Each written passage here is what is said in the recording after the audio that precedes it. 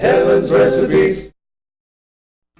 Firstly, in a small saucepan, you want to bring 3 cups of water to a boil, together with about a tablespoon of salt. Then with half of a slaughter spoon, gently drop the piece of tofu into the water and boil for about 3 minutes to sterilize. Then remove and place on a piece of kitchen towel.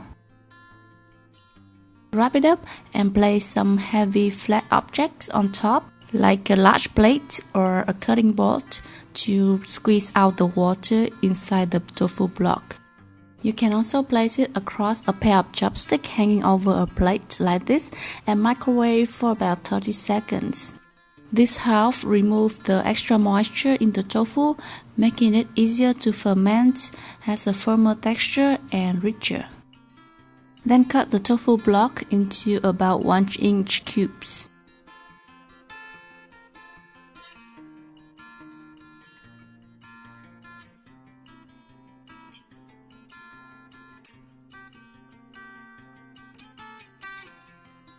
Next, line a glass tray with a large piece of kitchen towel.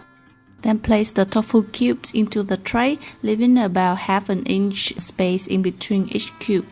Then cover with another piece of kitchen towel and then cover everything up with cling film.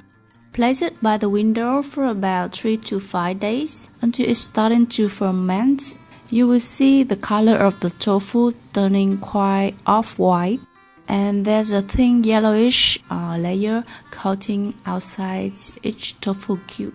It's easier to ferment in the summer when the weather getting hot, like over 30 degrees Celsius. If you're living in a cold climate, you might want to put it in a warm place like in the oven, and it will take longer to ferment.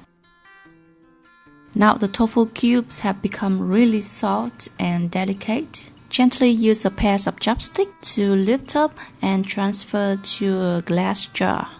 It's very important to use clean utensils when you're making jiao, so make sure you sterilize the glass jar by putting in boiling water beforehand and let dry.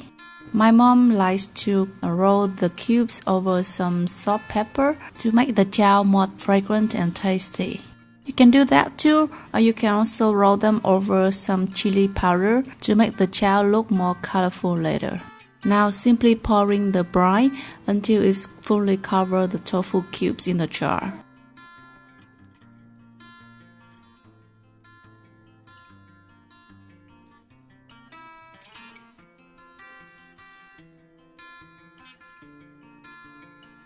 I make the brine by boiling 300 ml water with 50 grams salt and 50 grams sugar until it's completely dissolved, and then I let it cool down completely before using.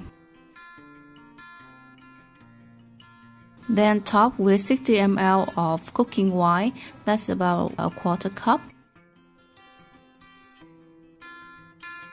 Now all what's left to do is to leave the jar at room temperature for about 20 days. Try not to move the jar or open it during this time period, because that could affect the fermentation